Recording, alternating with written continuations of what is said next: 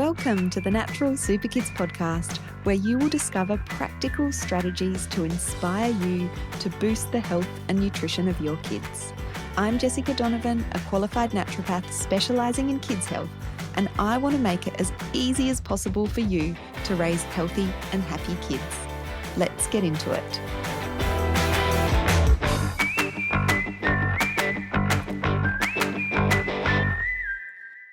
Welcome. I'm excited to introduce you to another amazing guest today, Belinda Smith, who is the founder of The Root Cause. I'm sure lots of you already know her and her amazing work. So The Root Cause is all about starting conversations with children, with parents, with teachers about food and how it impacts our health, learning, waste, and the environment. So The Root Cause works with families throughout Australia, and they've seen firsthand what children eat at schools and how much of a difference that makes on a child's health, behaviour, and academic results and attendance. So The Root Cause is founded by Belinda, who I'm speaking to today. So Belle is a mum. She's a wife, she's a health and wellness coach, and she believes in empowerment through education. And that's what we talk a lot about today, is how to empower our kids to make better choices so we don't have to be constantly on their backs and doing it for them. And so I'm really excited to talk to Belle today because their business, so she runs her business with her husband, Israel, and we actually connected quite a few years ago now when we were both getting ready for our big trips around Australia. So we were traveling around Australia at the same time. Unfortunately, we never caught up, but I was just so excited watching Belle and her husband, Israel, and their kids get a big bus ready to travel around Australia, and they stopped and worked in remote towns, in rural towns, in cities, delivering their workshop all about empowering kids to make better food choices in schools. How amazing is that? So their school program is called the Mad Food Science Program, and they now have, a whole bunch of certified instructors that work all over Australia. So they're doing just the most amazing work, and I'm really excited to chat to Belle today about creating a peaceful mealtime environment for mums. I think this one is going to bring you a lot of value. So here's Belle. Welcome to the podcast, Belle. It's so great to have you here. Would you like to tell our listeners a bit more about yourself and your business and the work that you're doing? I certainly would. Thank you, Jess. Thank you so much for having me here, by the way.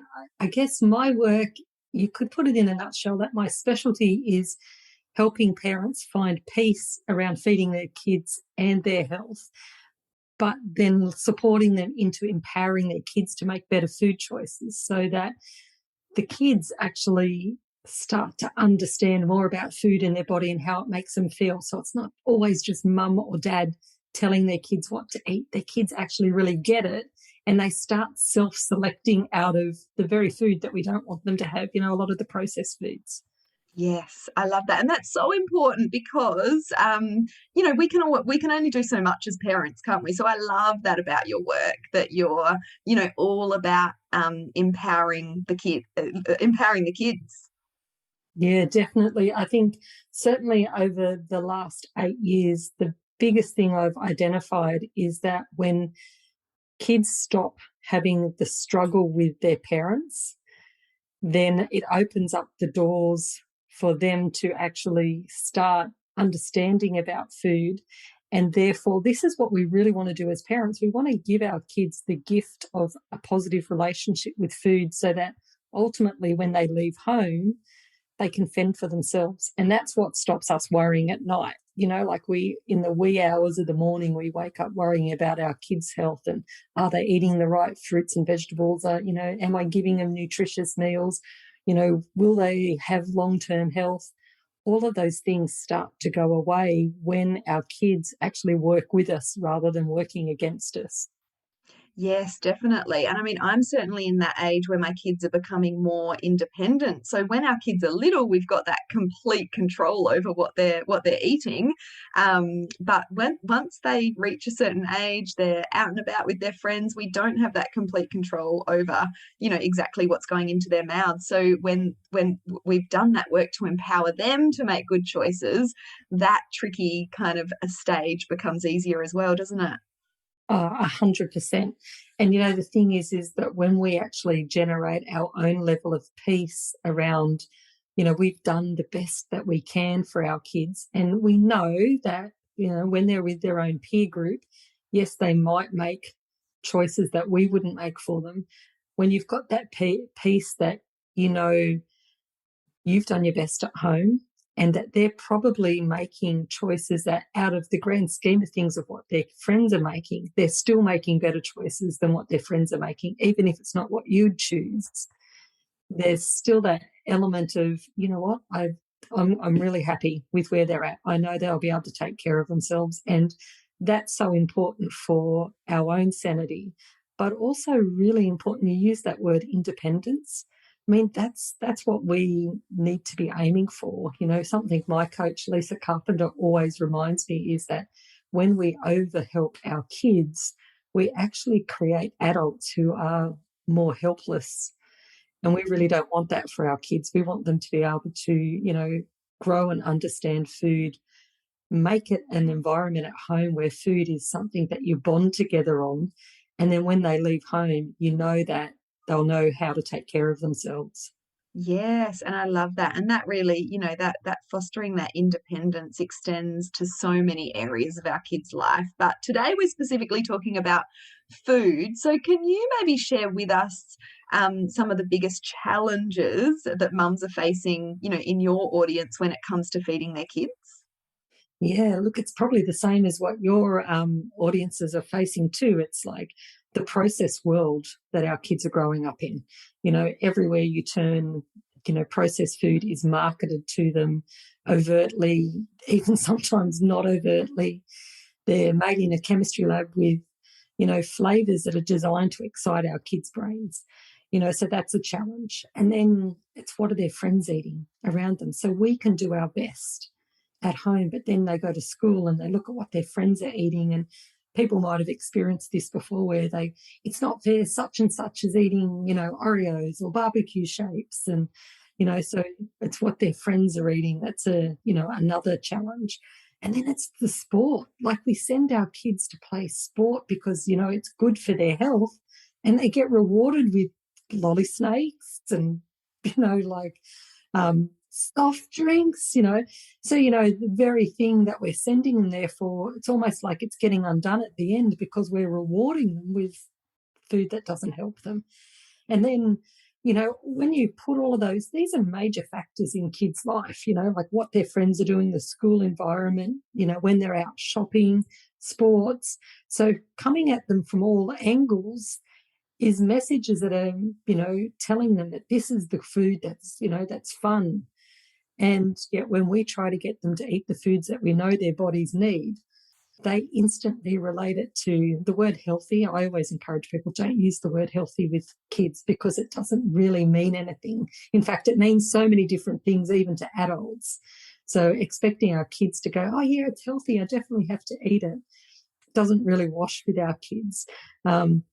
And all of these foods have the ability to affect our children's taste buds. So, of course, having a piece of broccoli just doesn't compare to eating a bag of chips. You know what I mean? So these are, real big challenges that we're facing. But I do have to say, and this is out of utmost love and respect to parents, because, I'm a parent as well. I run my own business as well as doing all the stuff that we do as mums. But it's actually our busyness and our own time that's probably our biggest challenge. And it's the thing that actually robs us of our peace, first and foremost, because we're always beating ourselves up about, I don't really have time to, meal plan, or I don't really have time to, to prepare, or I'm too busy to cut up fresh fruit and vegetables, and all of these things. it's those thought patterns that we have about our own time and our life and our juggling act that really first and foremost robs our peace, because then we beat ourselves up for falling off the wagon. Like people say, I start the year really good and then I fall off the wagon, and then I feel guilty for doing it. So the aim is to generate a little bit of peace and stability around what is workable and sustainable in your family, so that you've got a good base to work from and build from without expecting perfection at the start. Yes, I love that. And that's so true that, our busy lives really do get in the way, as well as all those other things that you talked about. And we end up on this sort of negative cycle, like you're saying, of too busy to kind of, prepare the healthy food, and then feeling guilty. And then, that cycle just sort of continues. So it's about really solidifying some simple strategies that we can use. And I think we'll both agree that although our family's diets probably aren't perfect 100% of the time, it doesn't have to take a lot of time to get healthy food on the table for our families every day. And I think we've both got that mission, haven't we, of kind of spreading the word that you can have a job or a business and still manage to get healthy food into the lunchbox. Keeping it simple is really important. And so I know I wanted to talk to you a bit about fussiness as well, because even if we do find the time to get that healthy food on the table, it doesn't always, go down very well with our kids. So can you talk to us about fussy eating and kind of when that becomes more prominent in an age kind of sense? And why do you feel like so many kids, it seems like so many more kids have these fussy eating issues these days? Well, look, there's so many reasons, and obviously the work that you do around gut health is so, so important, because that plays out in fussy eating all the time. But if I look at all the people who talk to me about fussy eating, and I kind of roughly drew an age group when people perceive fussiness starts, it's usually around the 3 to 4 year age mark. And so I like to take a step back, and the reason why I call the business The Root Cause is to ask, what is the root cause? What are the things that could be driving it at that age? And the thing that I've started to identify is a lot of the time what appears to be fussy eating to us is actually quite normal behaviour, but we're up against our own expectations. So we have an expectation of our kids will eat a variety. They'll eat they'll eat their dinner within a certain space of time. That they will like 5 serves of vegetables, 2 serves of fruit. That they'll eat all the different flavors.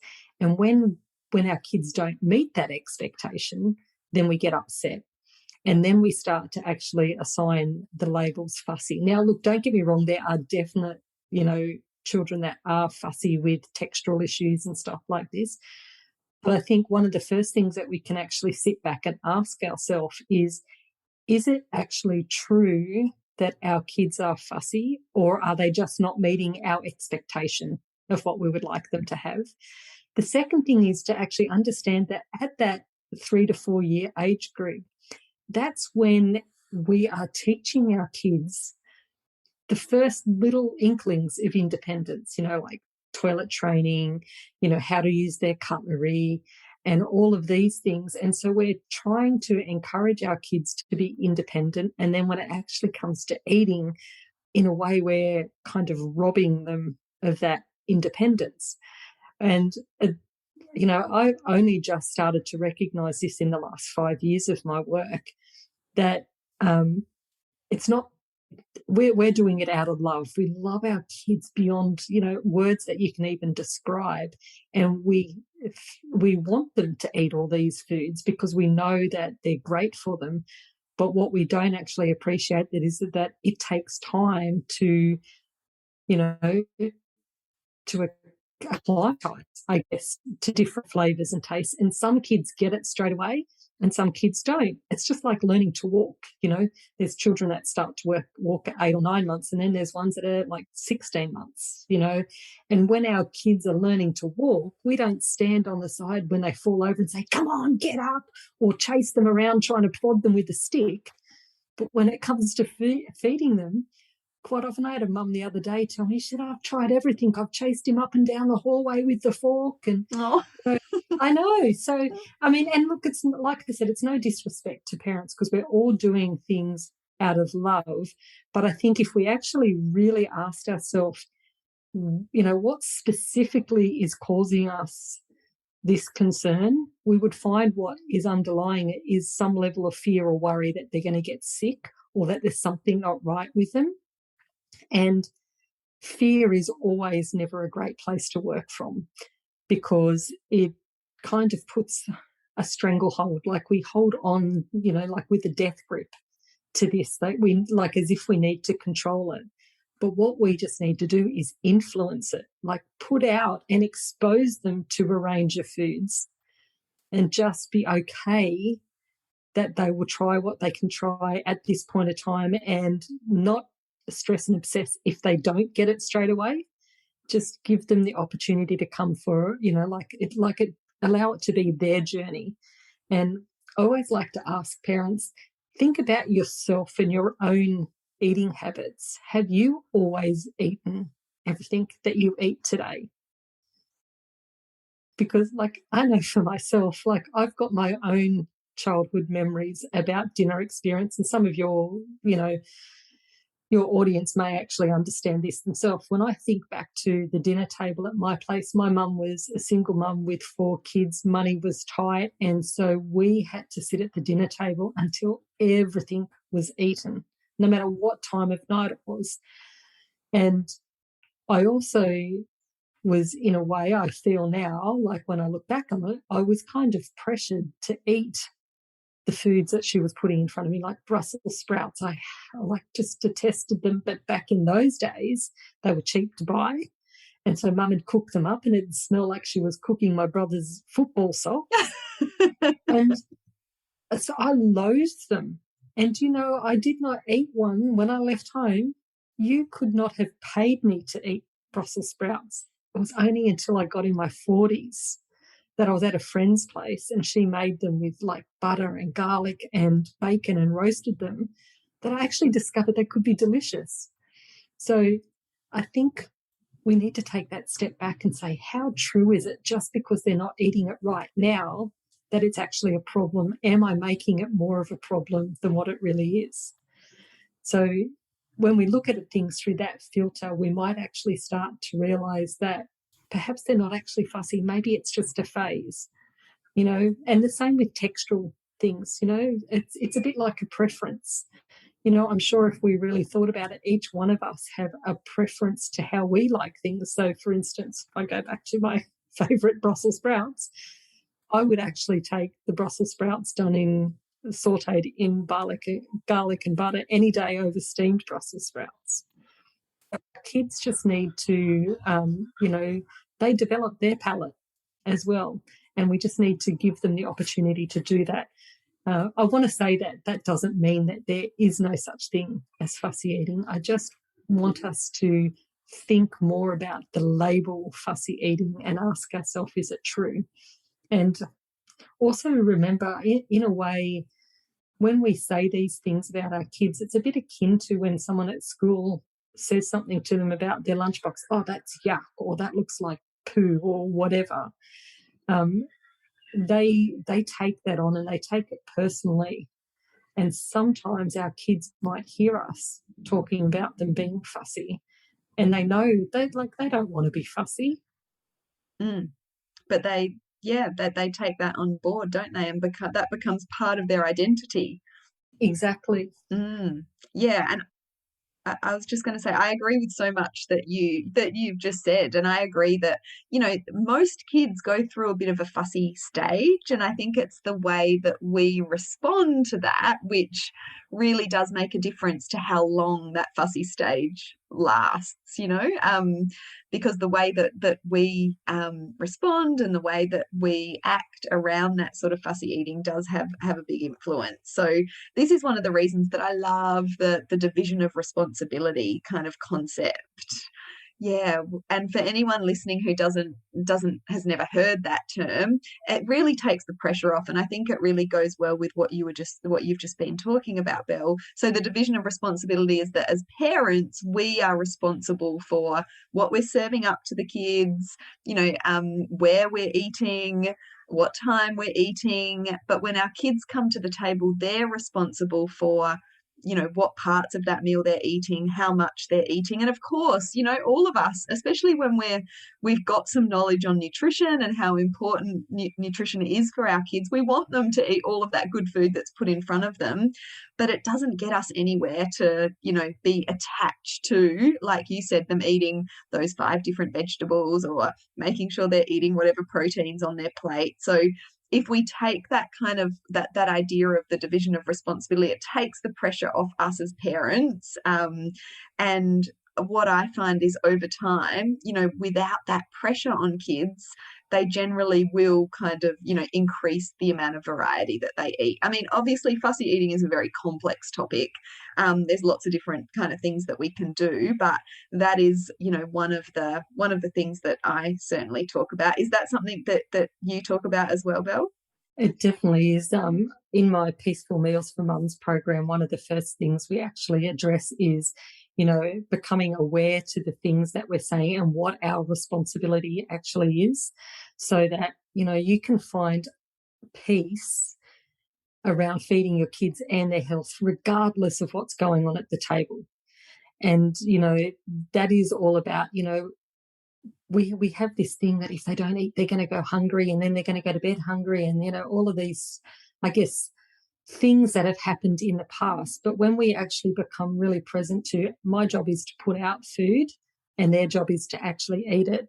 That when you put out food, you put out what you want to eat as well as what you would like them to eat, plus some safe foods that that they're going to eat, so that they won't go hungry.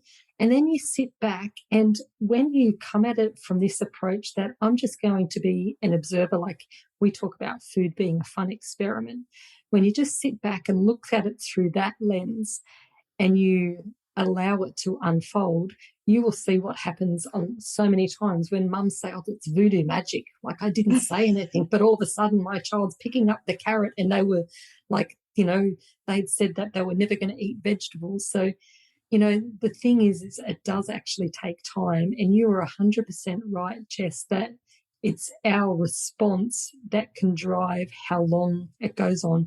And I guess I want to use that as an opportunity to talk about this thing called stored memories. Like, I always talk to parents about what are the stored memories that we're creating for our kids at the dinner table. Is it a stored memory of, oh my God, I'm going to the dinner table, mum's going to ask me to eat broccoli? And are they already anxious when they're coming to the table? Are they already expecting to, for you to be unhappy with them?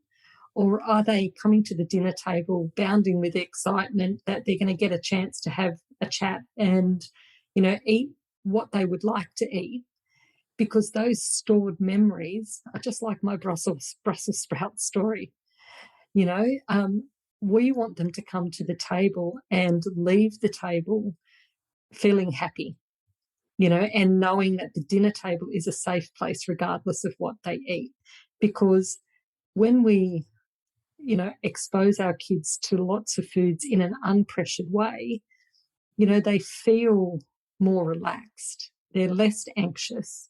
And when when they're anxious, it actually affects their ability to, enjoy their meal. It can affect their stomach muscles, their taste, everything. So I would encourage people to think about the division of responsibility. Gives you such extreme peace that that I'm putting out a whole suite of different foods. You're going to enjoy foods, because so many times we go without the foods that we want because, we're worried that our kids aren't going to eat it. So put it all out, give them safe foods, and then sit back and just be at peace and accept that this is where they're at. And remember that if you don't put it out, if they can't see it, they're not going to be able to eat it. So this is really important. I had a mum say recently, I just want him to eat more salad greens. And I said, oh, well, how often are you putting them out? She goes, oh, I don't put them out because he won't eat them. And it's like, okay, well, let's test this out, like, because if he can't see them, he's never going to be able to eat them. You know what I mean? So, yeah, our response and having that, being in the position of peaceful power that you've done your job, and you can give yourself a big tick tonight because you've done your job, and just accepting that it is what it is. Whatever they eat is whatever they eat for tonight, and it's not going to be like that forever. No, that's right. That definitely takes the pressure off, doesn't it? And I think, like you just hit on a really good point. You've got to keep putting the food out there, and I hear this from mums so often as well. There's just hardly anything that goes on the plate anymore because he or she won't eat it, and it's like, well, it's still got to get put out on the plate. And if they're not comfortable with it being on their plate, like lots of fussy kids will freak out when there's a piece of broccoli on their plate that they don't want. You can put it on a separate plate next to their main plate, or at least in the middle of the table, because we know from the research that repeated exposure, even if it's not going into their mouth, that just the more comfortable a child is with a food, the more likely they will be to eat it long term. So that is really important. And then something else you said about kids coming to the the dinner table, they're already in that stress state because of that stored memory of what they know to expect from the dinner table. And I think so many mums say, that like it's the child that's making the dinner time stressful, which is probably true, like their reaction to food, but it's our responsibility to switch that around, isn't it? Like it's not up to the child to do that. And when a child is stressed, their cortisol levels are high, and we know that high cortisol reduces appetite. So it's just perpetuating the problem if that mealtime is stressful, which is why I think your new program is just such a brilliant idea and so needed by so many mums. Can you also, I know like you talked about earlier, your specialty really is empowering kids so that they make better food choices themselves. So can you share a bit more about exactly what this means and how mums can, I guess, start that process of empowering their kids? Well, yeah, thanks, Jess. I mean, it is.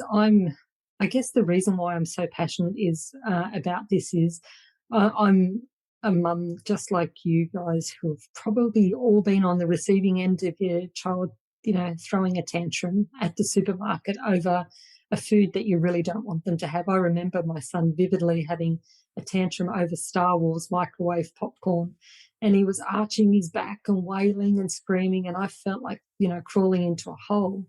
And we didn't even have a microwave, so there was no point in even putting it in the trolley anyway.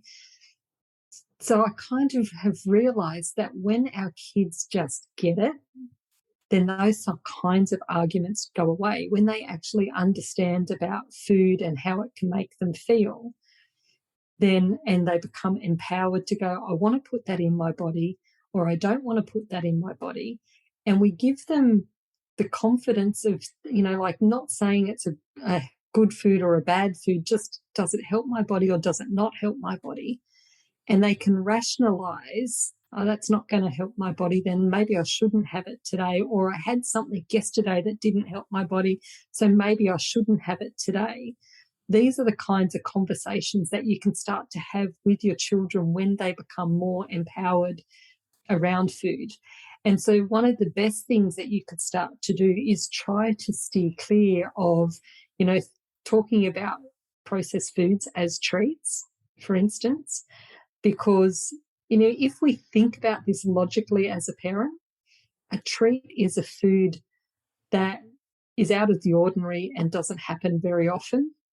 But in today's day and age, processed food, it's, most children are having two of those in their lunchbox a day. And if they've had cereal at home, technically that's a confectionery for most cereals, so it's another treat food, so be really wary, I guess, of using labels like treats, good, bad, junk, and instead get kids to understand the why, like that helps your body, like if they're a swimmer, that's actually really good for your lungs, or, what is going to motivate them, or that doesn't really help your body. Do you think we should be having that every day? And have conversations with them that get them to think about the food they're eating and how it actually affects their body. And that would be the very first starting point. But I guess there's also the flip side of that, is we need to be prepared to let go and give them the space to actually understand this as well.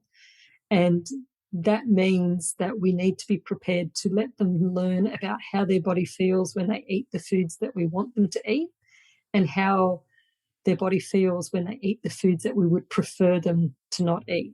So I'll give you a real life example of this. Is we have a boundary in our family. I don't like my son's school canteen.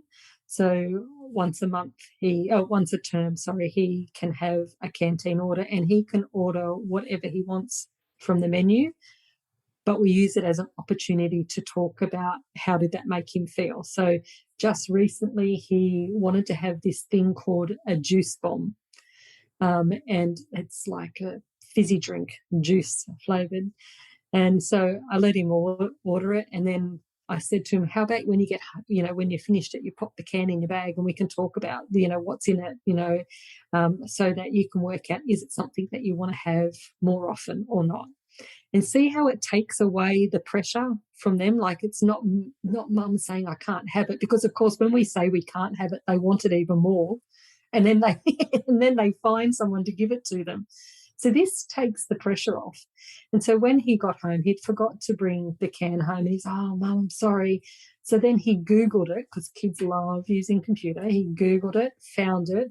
We sat down, we spoke about the ingredients, and we looked at how many teaspoons of sugar were in there, because, it led to the whole discussion. It's not a whole fruit.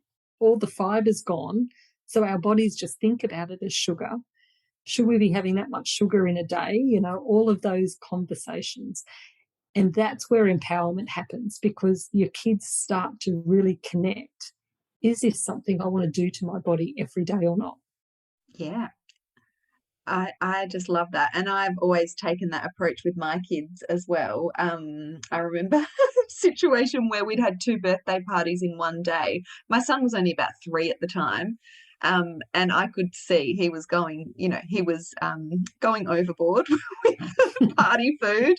And he came home and he actually vomited that night. And as he was vomiting, he was saying, I'm never going to 2 parties in one day again. So, he had learned firsthand, even though it was painful for me to, and I didn't even see everything that he was eating. You know what it's like at a kid's party. But he learned, and he has always been so much more careful about what he has eaten, because we can tell our kids, till the cows come home, but until they actually experience how that food makes them feel, then they don't quite get it. It's like anyone, really. I've got another example, a very recent one. My daughter had a birthday recently, and one of her friends gave her a bucket full of Skittles, a huge bucket. Oh my gosh. And my approach to lollies is that we avoid, we don't have them very often, but when we do have them, we avoid the artificial colors and that sort of thing. And obviously Skittles are full of those artificial colors. And I've got a little book called The Chemical Maze. And you can get, I don't think you can get the little book anymore, but you can get the app. And she actually, a few days after her party, pulled out this little book and said, because she'd seen all the numbers on the ingredient list. I hadn't said anything about these Skittles. She'd looked at me like, look what I got, Mum. But she's very careful with food anyway. Like, she doesn't go overboard. And anyway, they'd been sitting in her room, and she pulled out this Chemical Maze book and started looking up the numbers. And her face just was like, oh, because it was this particular book and the app talk about all the, the research that's been done and the associated negative health implications, and it was terrible. She was shocked, and she just looked at me and said, I don't want to eat these. And so we did a deal where we went and bought her some, because I didn't want her to miss out on that gift that she had gotten. She still wanted lollies. So we just went and chose healthier versions, still not perfect, but much healthier versions of like sweets that she bought. And she's, like I said, she's quite sensible. She has one or two and then, puts them away for another week. And my son's the opposite. He definitely is not like that. But yeah, I think those stories are good examples of how empowering our kids to make good decisions definitely pays off in the long run. It does. And it's the one way that, those worries that we have about our kids' long-term health, when you know that you've done your best to actually empower them so that they can make those choices when you're not around, just like what your daughter did, even though you were there, she made those choices without you needing to say anything. Yeah. There's a whole new level of peace that we get. Like we know instinctively we don't have to argue with them about food. It doesn't need to be a constant battle. And we know that longer term, they're going to be just fine without us. Yes. Yeah. And that's really ultimately what we want, isn't it, as mums? Mm. Yeah, such a good conversation. We could continue talking for hours, I'm sure. But I just want to finish off by, I guess, giving you the opportunity to tell us a bit more about your new program and how mums can find out a bit more about this approach that you have to peaceful mealtimes. Yeah, well, look, I think in a nutshell, I want to just say to people, it is 100% totally possible for you to have peace at the dinner table, even if your kids aren't eating what you expected them to eat, or if they're like, running around the dinner table. Your peace doesn't need to be lost. And your energy that you bring to the table can affect the stored memories that we spoke about. So this is all about how do you create stored memories for your kids so that dinner time is a peaceful place, not just for you, but also for them, and a place that they want to come back to and ultimately expand what they eat. So the one thing that I've learned is that when we have our peace and we learn to let go of all the expectations that we have on our kids and around what they eat and how quickly they eat, or even expectations on ourselves, menu planning and all of those kind of things, when we let go of our own expectations on ourselves and we find peace, then it opens up a whole new level of energy around food in the family. And our ultimate goal is just to make, eating real food most of the time a behavior. It's about making good behaviors around food now and in the long term. So your piece is actually the story that sets that all up. And that's the part that I'm helping people with in this program, because as mums, we really, we do love our kids so much, but sometimes it's very hard to separate our love from the fear that we also have. Mm-hmm. Yeah, I love that. And I think that the program is going to be helpful for so many mums, and your work in general as well. So I'll pop the link to your website in the show notes. So if anyone wants to head on over and find out more about the root cause, I know you guys have got so many great resources on your website. And you've got a little free ebook as well. Do you want to tell us a bit about that? Yeah, so I've got an ebook called 5 Ways to De-Stress Dinner, and they're just 5 simple little things that you could put into place that could change the dynamic at the dinner table. So my suggestion with all of my work, regardless of what programs you do with us, or even when I'm in a school setting, is to say choose one of them, focus on that, make it a way of life, and then choose something else. Because when we try to do everything, we really don't get a chance to do anything really well. So when you download the ebook, choose one of those items to focus on for a week or two and see the change that happens from that. Yeah, such good advice. And I give the same advice all the time. Just pick one thing because, feeding kids or improving your kids' gut health, they're such big topics and you can easily feel overwhelmed. So I think that's a really great way to end, that you don't have to do it all. Just pick one thing and, keep putting one foot in front of the other. And before you know it, you've made a lot of progress. So thank you so much for joining me on the podcast today, Belle. And I'll pop the links to Belle's not podcast, but ebook and website in the show notes for anyone who wants to click across and go and check them out. Awesome. Thank you so much, Jess. And thank you, everyone. And remember, you're all doing an awesome job. Oh, such a good way to end. I agree. Thanks so much.